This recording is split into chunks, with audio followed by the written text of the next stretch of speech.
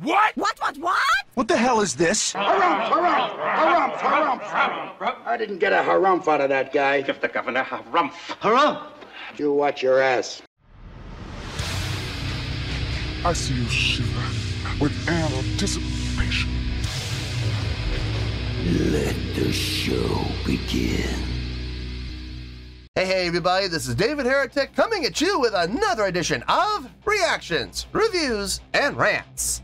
And tonight, okay, making their debut on the channel tonight, we have Imperial Age. Yes, indeed. How about that?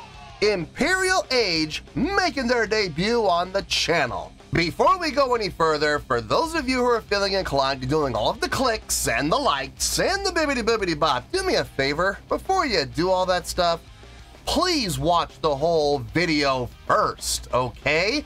Give me a chance to actually earn those clicks and likes. Now, after the video's done, you still feel like doing all those clicks and likes, then by all means, feel free to click away. This comes as a request from Hamish Alexander, and this is actually Hamish's prioritized request for the month of October for being a silver tier member on the Patreon page. So here you go, Hamish. Hope you enjoy the show, ma'am. Hamish wanted to see me react to this.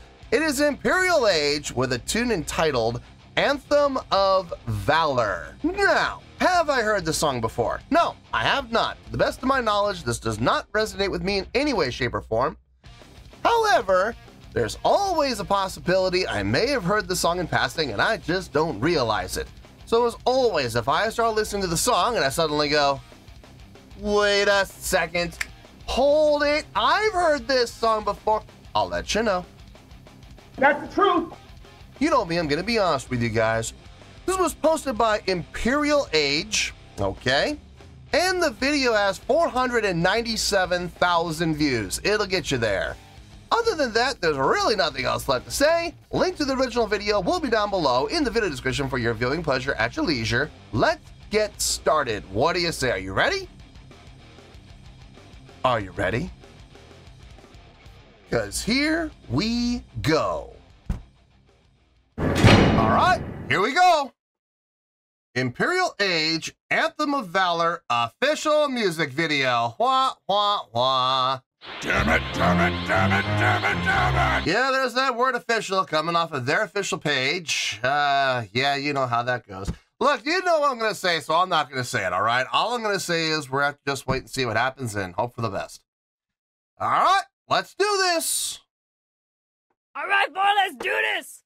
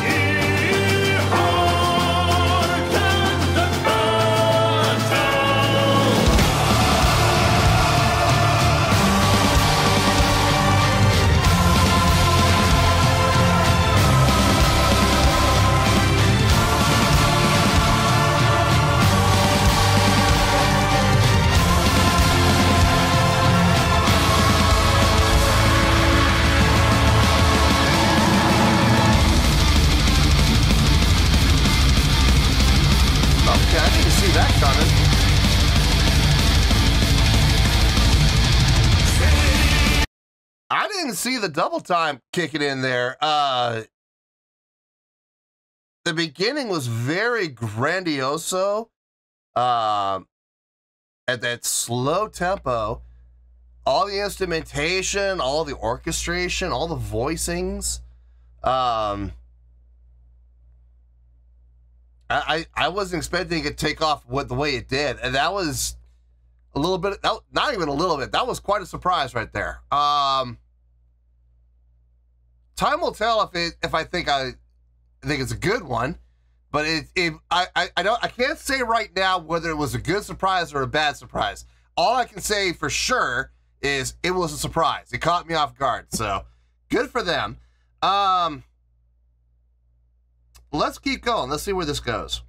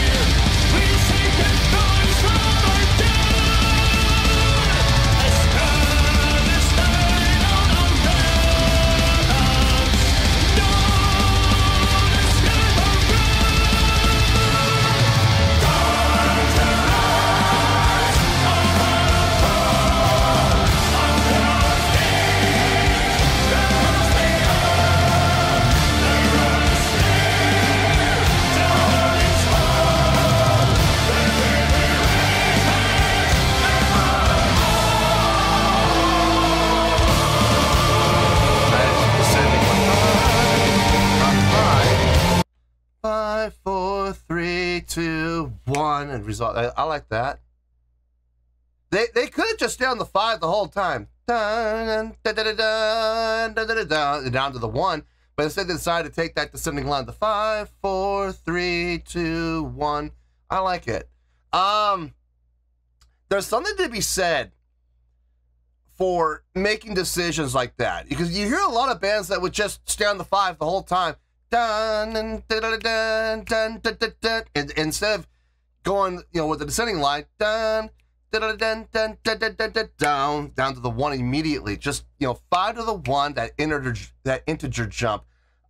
There's something to be said about the suddenness and the abruptness of that integer jump that could be very attention-getting, very impactful. But at the same time, there can be something said for the approach that they took with the descending line to the 5, to the 4, to the 3, to the 2, to the 1. Very gradual, very... there's a certain amount of satisfaction that comes with that very nice, smooth transition down. It's like going down a slide. There's just that feeling of satisfaction. It's very satisfying to hear that. So I guess it really kind of depends on what you're going for. They decided to go the satisfying route. Okay, nothing wrong with that. It makes sense. It sounds good. It fits the context of the song. I got no issue with it. I just want to touch on this really quickly.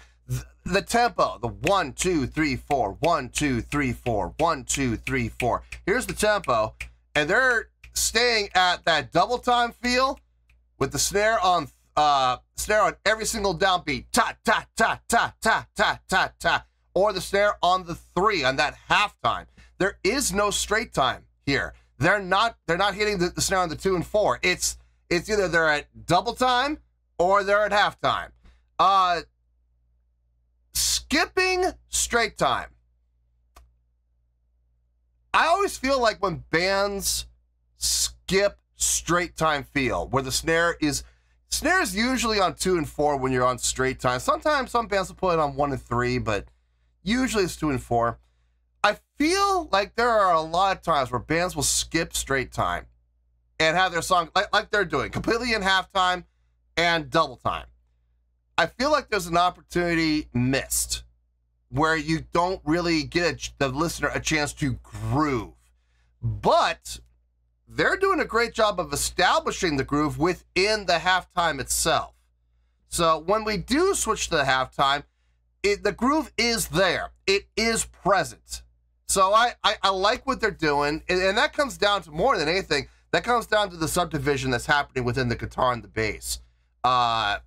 Drums help, But drums are really more focused on establishing that halftime feel with the snare on the 3.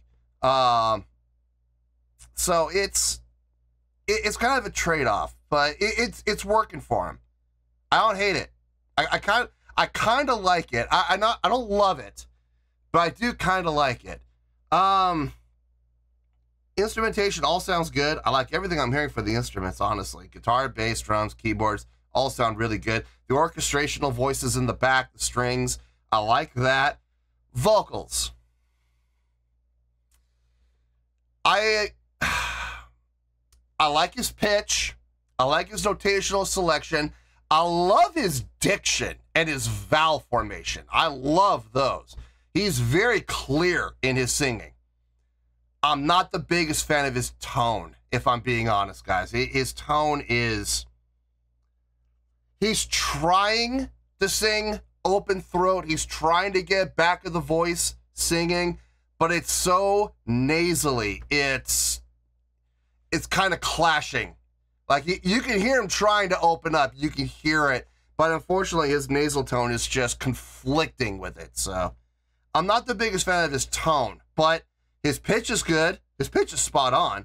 And like I said, I love his vowel formation and his diction. His pronunciation, really nice. Really nice and clear. I like that. Let's see if we can finish this out and we'll get to the review.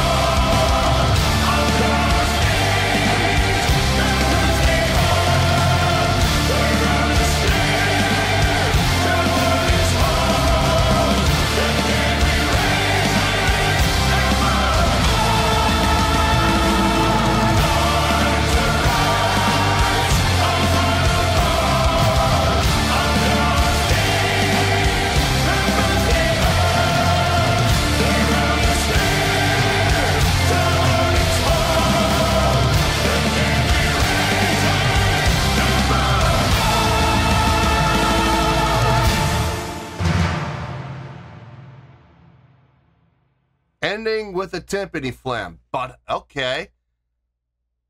1, 2, 3, 4, 1. Da-da with the timpani. Huh. It's different. It's different. You know, the more I think about it, the more I think I like the timpani at the end, actually.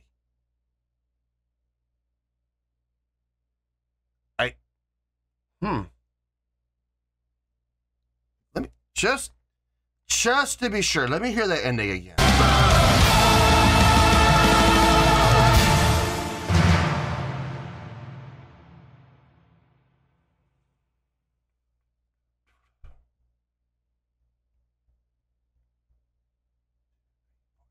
So it's on 4 and. Not on the downbeat of one of the next measure. It's on 4 and. One more.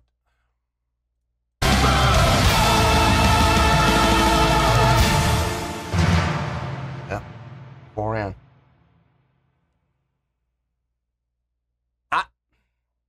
You know, at first I wasn't sure about that timpani, but the more I thought about it, the more I had a feeling I actually liked it, and then listening to it 2 more times. Yeah, I like that timpani ending. Yeah.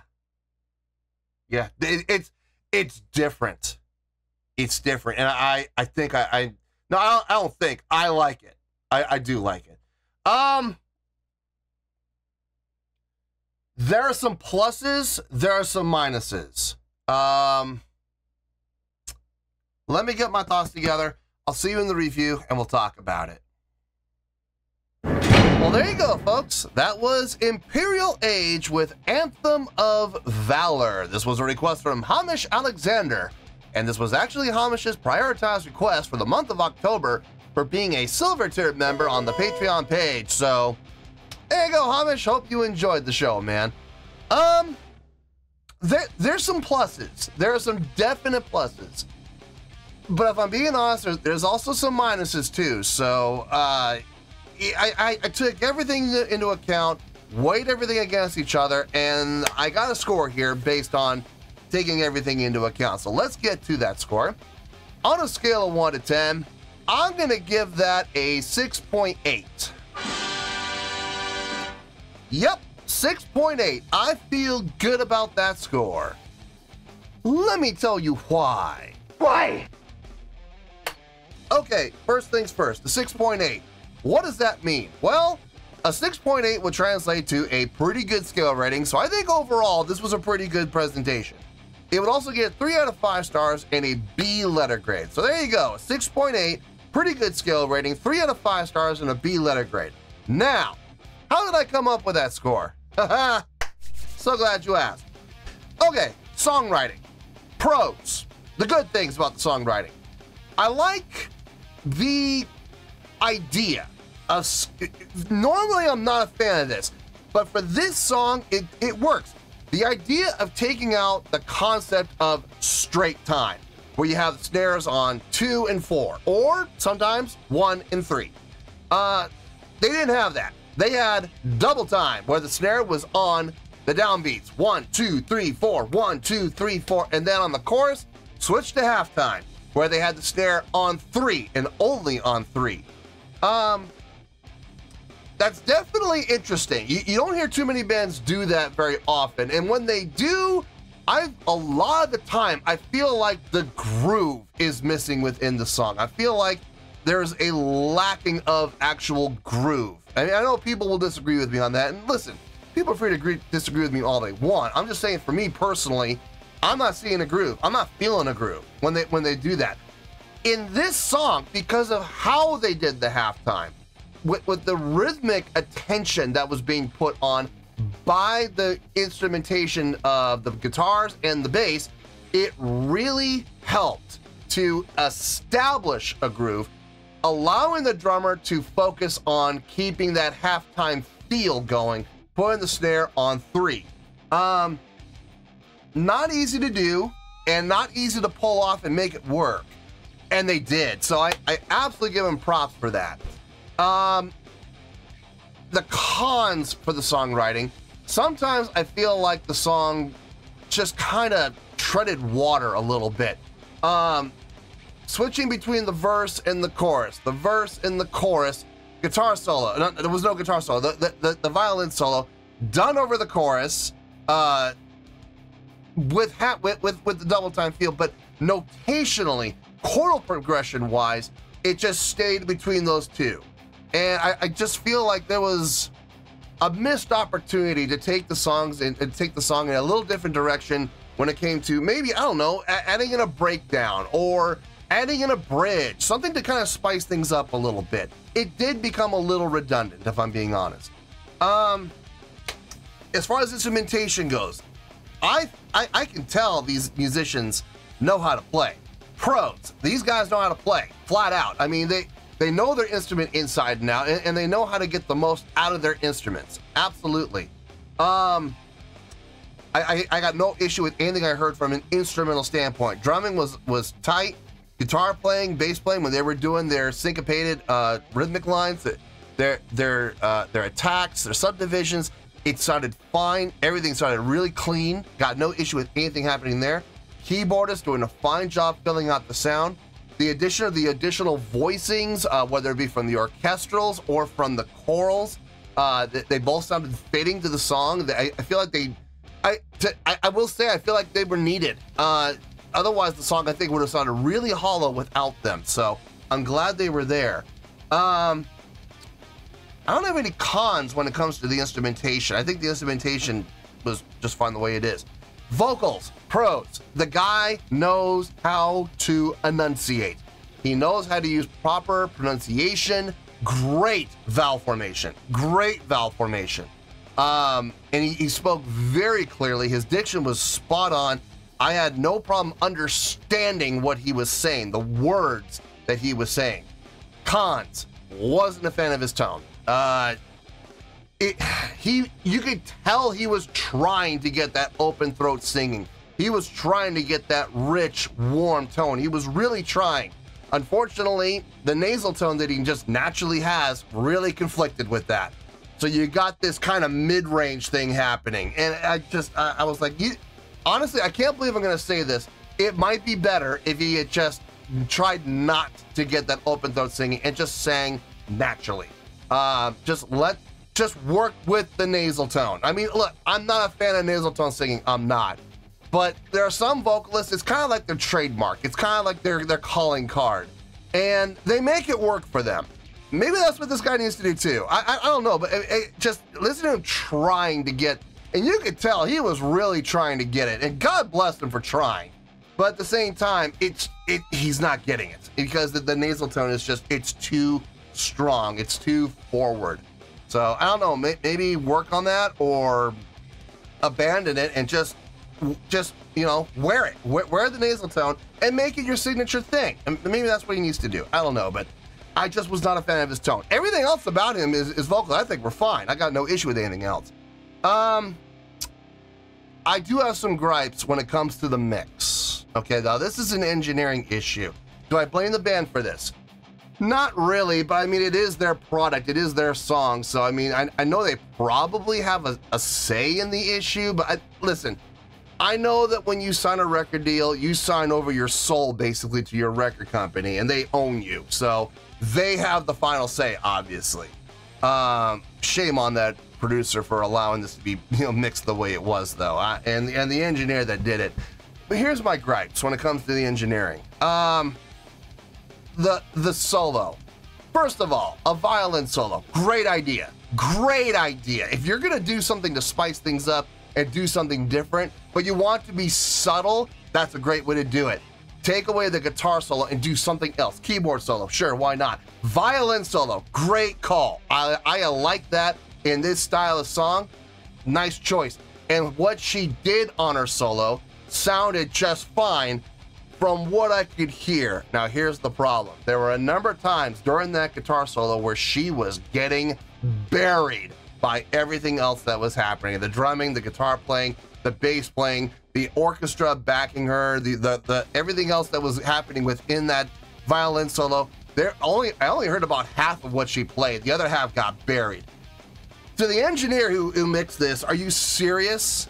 Are you serious? You're gonna bury the solo. What are you thinking?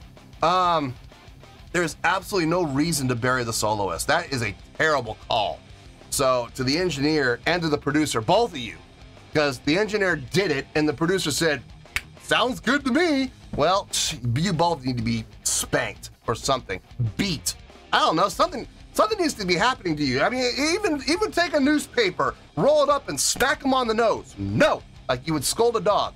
No. Something like that, and just do something to teach these two a lesson, because that was a terrible call. I really wish I could have heard everything the violin player did, because from what I could hear, from what I did hear from what she played, it sounded fine. It sounded good. I don't know why they chose to bury her like that. The last thing that I have a gripe against was the ending of the song, the last, coming out of the solo onward. Why are you burying the lead vocalist? There were times I kind of struggled to hear him because he was getting buried. Again, this is an engineering issue. This is a mix issue. And when it comes down to it, it's a production issue. because the producer said, that sounds good to me. We're gonna make millions with this song. No, you're not. Not with a mix like that. God, that ending just cringe. Absolute cringe. I mean, again, I don't blame the band for this. I don't blame the musicians at all. I'm sure they heard it and went, can we turn the vocals up a little bit? And the producer said, yeah, we'll get it in post. Post-production time comes along. There's the engineer and the producer sitting next to each other. Now, we're not gonna do that. We're just gonna keep it the way we like it because it's gonna work for us. We're gonna make millions with this. No, you're not. No one's gonna buy that. It sounded bad. It sounded bad. I'm sorry, but it did. That ending just, and again, I don't blame the band for this. They did the best they could. The ending with the timpani. I had a midlife crisis with that song, and it happened within the span of about 20 seconds. First time I heard it, I was questioning. I'm like, did they just use timpani at the end there? And then I thought about it, I'm like, actually, that's different. If nothing else, it's different. And then I thought about it some more, and I'm like, actually, I kind of like it. And then I listened to it back a couple times, and the more I listened to it, the more I liked it. I went from, that's weird, to, I like it within the span of about 30 seconds. Weird, but hey, it works. It works. And like I said, it's different. If nothing else, it's different. It breaks away from your typical metal ending. So I got no issue with it whatsoever. I like it. Now, overall, like I said, there were some definite pluses, there were some definite minuses, but overall, you take everything into account, and I came up with a 6.8, and I feel good with that score, and that's where we're gonna stay. So let's wrap everything up here in a nice shiny bow, shall we? We got a 6.8, which is a pretty good scale rating, 3 out of 5 stars, and a B letter grade. Take your pick, I don't care, whichever one of those floats your boat. Final word, final score, I have spoken. Well, that's going to do it for this edition of Reactions, Reviews, and Rants. Hope you all enjoyed the show. Hopefully I was able to entertain you. If I was able to put a smile on your face and brighten your day, then I did my job, and I'm so glad I could do it. If you guys feel like joining the fan base, go ahead and click on that button down there. If you guys want to like the video, go ahead and like the video. If you guys want to ring the bell, go ahead and ring the bell. It honestly doesn't make any difference at all to me, but if you guys feel like doing these things, well then by all means, feel free to do so. Well, that's going to do it for tonight, folks. Thank you very much for watching, and as always, this is David Heretic signing off, reminding you to stay fabulous and support each other. Later, peace.